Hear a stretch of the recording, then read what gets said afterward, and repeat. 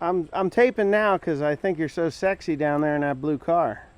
Okay, we're pulling wagons, a pair of them. The back one's full as well. Just got to go slow. But if y'all didn't know, this little 7530 is 230 horsepower. There is no complaints on pulling, let's say 5 and 6, 7, 8, 880 bushel back there. 880 bushel back there. It don't care. Now, mind you, pulling it is one thing. Stopping it is a whole nother story. Still just a, you know, what is this tractor? 22,000 pounds, 23,000 pounds. So you kind of got to be Johnny on the spot with the brake pedals. But this, you know, everybody's like, oh, you need the 4960 to pull doubles. This tractor outpulls that 4960 by a lot. These little 7530s, if you don't know what a 7530 is, you just won't know. But these are nasty little tractors. They're a big tractor in a little package. And man, I tell you, I would buy more of these. If I could get a couple of more 7530s that are auto power, I would prefer one with the front brakes. Personally, front brakes are important to me. Ooh, it's just gonna pull. You just got to be careful doing this, because when you pull a wagon train like this, you just got to be careful. And there are some dumbass people on the roads, and they will do stupid stuff while you're pulling dumb things like this. Now, I wouldn't suggest going down the road 35 miles an hour with it. I may do it, I don't know, but we'll see. I have never pulled tandem wagon loads of corn with this particular tractor. Yeah, we got aircon, it's just hot. But we're gonna find out what it's like. It says we're low on fuel. Okay, no big deal. Gotta get some gasoline or diesel fuel in this thing. Yeah, so if you're looking at a good used tractor and you can come across a 7530, these things are awesome. This is an English spec one though. A little different animal than your generic United States built one. These were built from 2008 until 2011. I think they only sold them here in the United States, the 74 and 7530s, in 2011. And they might have bled over till 2012, but I think that's when the 6210R and that stuff came out. So, but yeah, we're rolling. Now we get onto the main highway, so I'm going to shut this bad boy off and call it a day. Oh, here he comes. Come on, you. Get off my leg. Pain in the butt. You better move. I can't get around the field at all. Oh, I'm full. Okay, well, go ahead.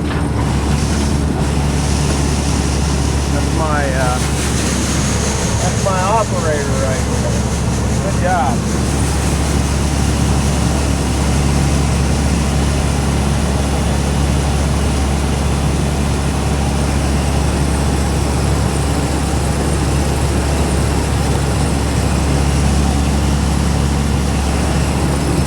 Oh!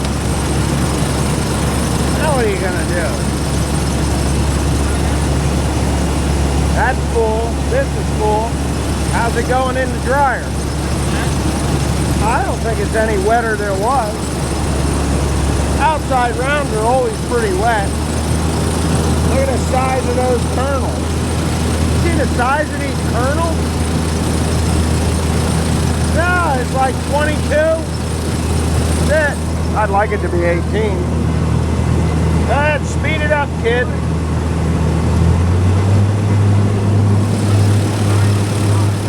Huh? Where'd you see him? Oh, all right.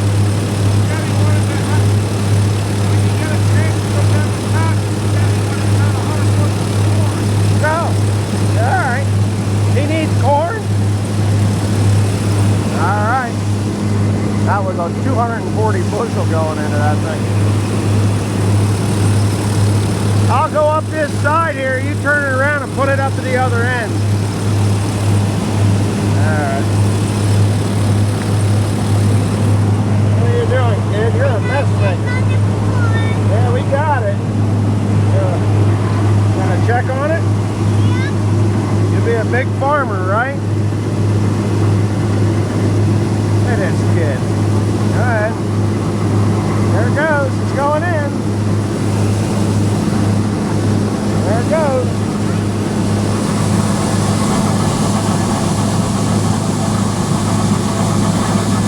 Right?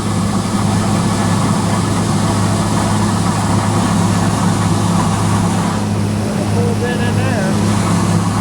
One more dump and we'll be full. Okay. Bring them in there. Gotta put them in there.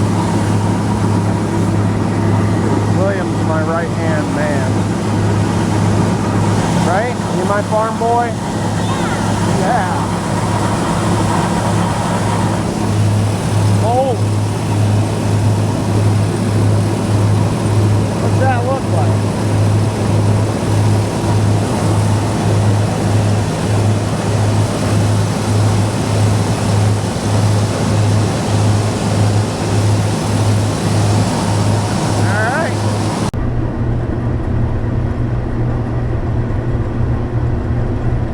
She won't run me over, I promise. I can move too. Tell you what, I think that's about the best machine I ever bought in my life. For what it's doing, we're not angling the blades. We're just chopping stalks. So that's it. So that's what she's up to. I personally am combining. Don't really care about too much else right now because we got a tropical storm about to hit us in the next couple of days. She's VT'd everything behind me right up until now. By the time I get that wagon full, and she's gonna ride with me, and then she's gonna park that thing. She'll park that tractor and we'll go home together, and then she can grab William and do William's stuff. Get him ready for bed, get him fed. I will just continue to pick corn and do my job. I think we're going to alternate, me and Tim, just a little here. I'd like to go till midnight tonight. We got a full moon out there someplace. There it is, right out there. I believe that is what you still call a blood moon. And it is red, but there it is, and we're doing all right. We're doing all right. This corn is super low to the ground, but it's got whopping big ears on them. I mean, they're 9-inch long ears, which is really, to me, it's quite phenomenal. For what this corn went through, I'm really shocked. This is generally the worst field over here. I did not get any compost on it. I did get lime on it, but there she goes, rocking it at 10 miles an hour. Yeehaw! Stalks are flailing. I figured I'd come out here and take a look at the wheat. This is actually, I think, the second or third field that I had planted. We spun it on, obviously. This is where Timothy had problems. He was spreading in the dark, but he had problems with the spreader. The belt jumped off, and he's got these lines. You'll see them here and there, but where it spread it the way it's supposed to spread it, looks pretty damn good. It's like a shag carpet out here, and I like that. I like that a lot. So with wheat, you're looking for tillering. You're looking for it to just grow and expand and get a nice top on it to put all that energy down into the ground, and so that when it goes dormant after when it freezes, it'll go dormant. It has enough energy to continue to sustain itself. So when it comes out in the spring, it looks good. So I'm just going to go ahead and I'm actually going to pop one of these out with my knife. This was done with the fertilizer spreader and the VT. Okay, so any more lately in the last 6 months or so, I've really been interested in the root systems on plants, because the root systems is the life of the plant. Now, all right, so this guy here has I thought they would be deeper, but that's one seed. It's tillered out. It's tillering out, what they call tillering. That's this guy here. You want to have 1 to 2 tillers per seed going into the winter, because that just covers the ground, allows more photosynthesis, which also allows to feed the microbiology in the soil. And this is a rather deep-rooted plant. It goes right to the bottom of that clump of dirt. Wheat will put down roots about 1 foot deep over the course of the growing season, which starts in the fall and ends at maturity. So are we going to let this mature, or am I going to terminate it? Well, I'm not sure yet. It really depends. And this is beautiful. I haven't put any fertilizer on here. This was soybeans that had lime and compost on it. And you have things like this. Here's a soybean right there. That guy is going to get frosted and die, and then it will become food for the plant as it rots. Yeah, if I terminate this, I'll just use the VT and lay it flat, roll it, and then plant corn through it. I'm not sure whether I'm going to be planting soybeans or not this coming year. Soybeans, if you push a pencil hard enough, especially this year, you push a pencil hard enough, you're going to find out that your corn is going to outdo your soybeans, at least my corn. All right, after about a week of 70-degree weather, it's 50 degrees right now. We had that tropical storm that came up from Florida. I forget what the name of it was, but it actually has cooled off nice now, but the wheat is all up. I'm going to go ahead and shut this off here in a second, and I'm going to go show you what the wheat looks like that I planted last. I have not been there today, yesterday, in the last 4 days I haven't been there, but I knew 4 days ago that it had already sprouted. So I'm pretty anxious to see what it looks like, and if it looks good or not. If it does look good, then we will go ahead and yeah, we're going to go ahead and be happy about that, because that VT really did put the wheat in the right way, so that it came up as late as it is. We don't normally, by any means, we don't normally plant wheat, or haven't planted wheat, past October 20th. Generally it's a September 20th to October 20th crop. If you don't get it in before that.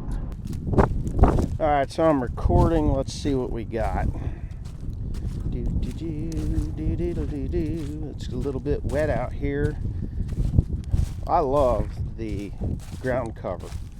This corn fodder, the stalks just being all covering this all up like that. Here we go. There you go. That's it. It's there. I'll walk out here a little bit farther. It is pretty juicy out here. I think we've had over an inch. Inch and 2/10, inch and 3/10, but you can see it right there. The wheat that's laying on top of the ground, it's all sprouting. That VT just gets it dirty enough.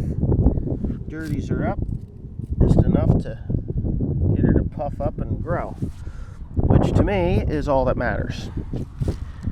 Once you get that living root in the ground, it's supposed to be cold and then it's going to warm back up again. So, yeah, I like that idea. Now, I can't see any wheat here. What the heck happened? Did he not get it on? Nah, he did. He did. He spread it. It's just in. It worked in. Oh, yeah, there it is. Okay, just got to make sure everything's good. Yeah. She's a sprouting. You can see the lime. See it? And you can see compost.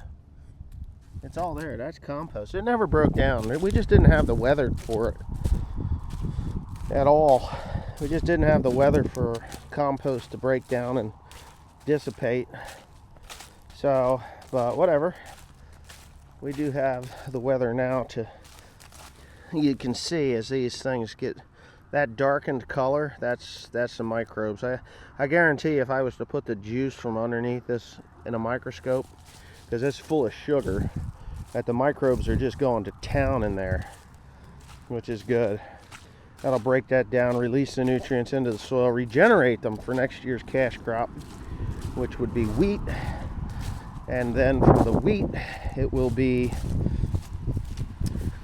I don't know if I'm going to put corn back in this or not, but I'm pretty sure that that's a distinct possibility that there will be corn put back in this after the wheat is taken off. Most of the time, most people put beans in after wheat. But if I do what I want to do to it, I should have enough time to actually put corn in behind it. Corn. And I do have, I've got 650 acres of wheat in the ground. Of that 650 acres, I possibly will only do about 500 acres of it. Combine 500 acres of it. Not really something that I wanted to do. I really just planted this wheat for a cover crop.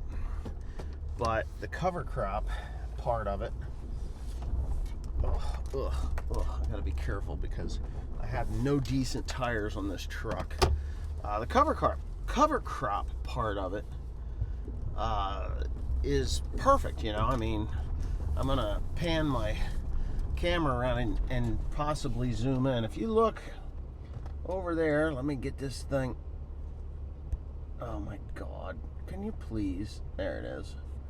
All right, so I got 3 times zoom. You see that green field over there? That's my wheat. Come on. What the heck is this?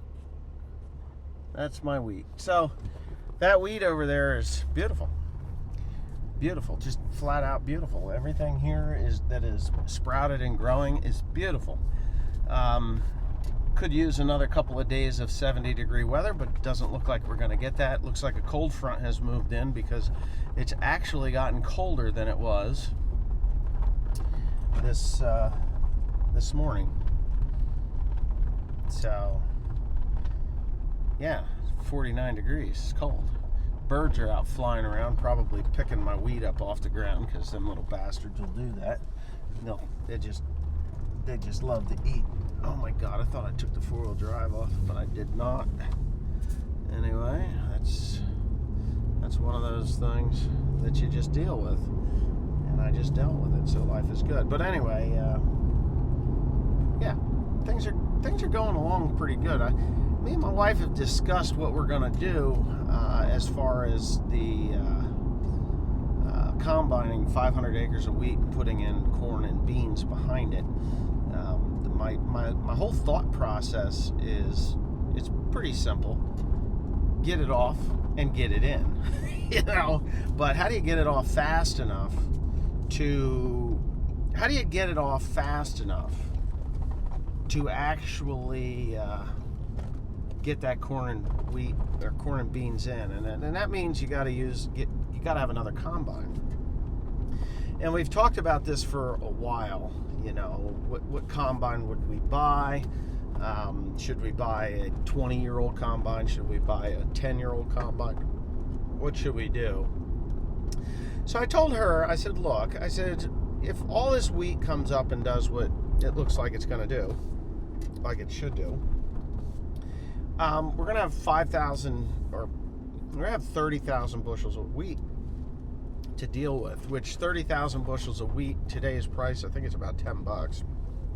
So you're looking at about $200 or $300,000 worth of wheat to get gone. Because honestly, if we do get that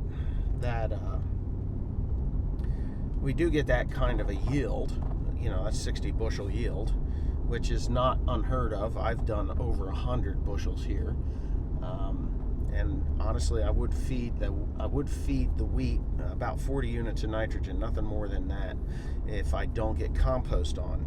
Compost will make a huge difference and add life to that soil. So probably just going to be hauling a bunch of compost in, and then we'll crazy wife, she's calling. Yes, darling. What you got, Tim? Will? Who? What's your name? I got. You got what? Corn. Where is it? Right in my shoe. You want it out? Yes. Are you grumpy? Still not. You're still not grumpy? No. Okay, well, we got a little boy that's kind of almost unruly. Almost, not quite. I'll get it. We started combining this field here. The combine's full. I've already pulled 2 wagon loads of Parker and the Kill Brothers wagon. We pulled that off. This is the field that looked like pineapples this summer. And I think I said in that video that it was going to be a total loss. And the reality of it is nowhere near a loss. Go, Daddy, go. I was hoping to get, I was hoping to get 100 bushel to the acre, but I think I'm going to do a fair bit better than that, the way we're looking, because we've already got, let's say 380, 480, because I didn't fill the wagons up. The one wagon was full, but the other one, the 500 bushel one, is not. The 550 bushel. That's 860, whatever you got. 860, and there's 240 bushel in the combines. 1,000 bushels. 1,040 bushels, right? No. No, more than that. More than that. 1,000. How many is in the combine? 240. Well, then you got 1,000. What do we got? 60? About 1,100. We got 1,100 bushels already off of this thing, and we got a long way to go. So what we're going to do is we're going to go get the, I'm going to go get my walking floor, and I'm going to load it up. I'm not going to unload it into the dryer. I know what it is. Here, you want it? Jesus, Pete, kid. I dropped it. You're just being a pain in the butt. What are you being a pain in the butt for? You live for being a pain. Are you related to Mommy? No. Say yeah, no. I am. I'm Mommy's son. No, I'm Daddy's boy. Oh, that's true. He is my boy. So anyway, I'm just going to load the walk-in floor up here and take it into the mill wet. It can go through the wet bin, and they can dry it. It's 19% moisture from what I've gathered, and that was the first load. But what I've got now, I think, is drier yet. So we might be able to get it in there at a pretty decent moisture. And I'll just get up at 3:30 tomorrow, 3 o'clock, 3:30 tomorrow morning. Drag it in there. Come on back. Steve is coming back tomorrow. And we'll just see how far we get. That's all. Right, Teresa? Yep. Because in all honesty, I just need to move this corn. I don't care if it goes in the bin or not. I really want to fill in what Steve has taken out before he went home. He went home yesterday. He'll be back tomorrow. But I just want to fill it in because I don't like going backwards. I like to go ahead. And honestly, if we can get 3 more wagon loads off of there, then we'll be where we were before Steve left, and that'll put us in pretty good. I mean, so far 1,100 bushels is not bad at all. But anyways, I'll shut up now. Right? Should I shut up now? Yeah. We'll have Teresa do some videoing while I'm combining. Would you like to do that? Sure. Sure. She's pretty good at that. And look at that American flag. God bless America and the patriots that live here. All others either need to shut their mouth or get out.